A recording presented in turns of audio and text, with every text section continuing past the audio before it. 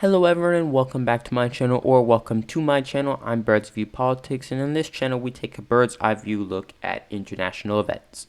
In this video, I'm going to be continuing my coverage of the war in Ukraine, and that means currently we're going to be talking about the new advances by both sides in Zaporizhia, in the south of Ukraine, as well as the recent, we'll call it, issue with Moldova, and we're going to get to why that's an issue for the entire world in a few minutes. So let's get into it. First, we're going to start with the recent attacks by both sides in the southeastern portion of Ukraine.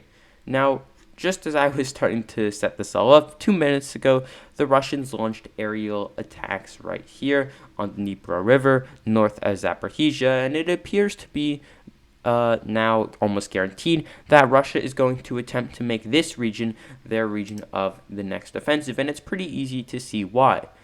Recently, we had from roughly September to October, even November, the Ukrainian advance in Kharkiv, and that has pushed both sides back far enough. However, neither side is now close to a major city, with Luhansk being many, many miles away from the front line, and a similar issue with Kharkiv. It's still possible to supply their forces, but it's no longer possible for them to conduct major advances, especially when we're talking about the rural regions of eastern Kharkiv and northern Luhansk. Meanwhile, further south than that, we have relatively industrialized western Luhansk, and we have northeastern Donetsk, and these are once again the areas that are the most urbanized, most industrialized, and they are very, very poorly suited to any type of maneuver, quick strike, offensive, mobile warfare, which is what both sides like to use. We saw that in the early days of the conflict with Russia, and more recently we've seen Ukraine adopt a similar strategy of quick strikes, encircling Russian forces and then pulling back out of those areas, or just maintaining their advance as they have already done it. Now, when we continue to look on the front, you can see that there's the Dnieper River in the southwest, which is going to make any advance from or to Kherson nearly impossible for either side, which leaves only one area left, this region roughly between Soledar in the far north of this new front and Vasilivka in the far west of this front, and this front line is where most of the fighting is going to be. For one thing, it has many small cities nearby, which are able to be supply depots for either side, as well as two large cities, Zaporizhia for the Ukrainians, and Donetsk and even Horlivka for the Russians. Now, these are going to be the basis for any potential attacks. However, we also have Mariupol, which was captured in the early days of the conflict, as well as Berdyansk and Melitopol for the Russians, and there are some other more secondary bases such as Dnipro or Pavlograd for the Ukrainians. Now, this is going to be the next front, not only because of that, but also because of terrain.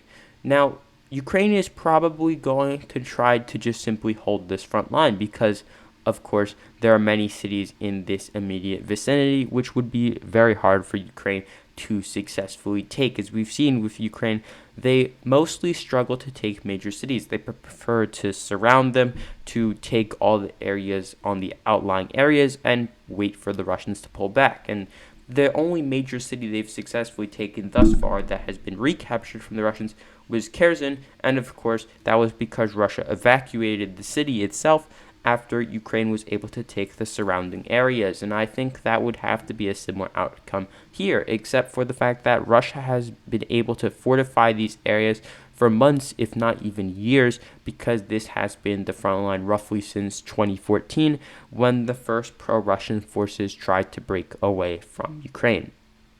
However, this is going to be an area where Russia continues to try and attack, particularly to take Bakhmut, and also all the cities along this key rail line from Sloviansk down to Kostiantynivka. Sorry if I'm messing up those names, which I surely am. These attacks by Russia taking this entire area of northern Donetsk and even a little bit of east or western Luhansk could potentially be a backbreaker for Ukraine in the region. Meanwhile, if we head west from that, south of Zaporizhia, north of Melitopol, as well as north of Mariupol, this is mostly plains areas, while in the far south there's a lot of mountains, even here, where my cursor is. this area where the front line is mostly plains, and the only reason it hasn't moved is because there's been more prestigious targets elsewhere. For the Russians, it was Kiev in the far northwest, and later Kharkiv, and for the Ukrainians, of course, Kherson, while much of the main center of fighting recently has been in this area near Lysychansk, near Severodonetsk, near Sloviansk, and even Izium. Now, this could be the next scene of fighting right here, and that's what I think is going to happen. However, something else significant happened recently as well, which was that the president of Russia, Maia Sandu, who is pro-Western and has a majority in the Moldovan parliament with her pro-Western party, said that the country of Moldova needs to assess whether it can defend itself or whether it should, and this is a quote, be part of a larger alliance. This has immediately sparked concern from Russia and hope from the West that any steps by Moldova would be towards the West, away from Russia, and towards a potential joining of the EU or even NATO.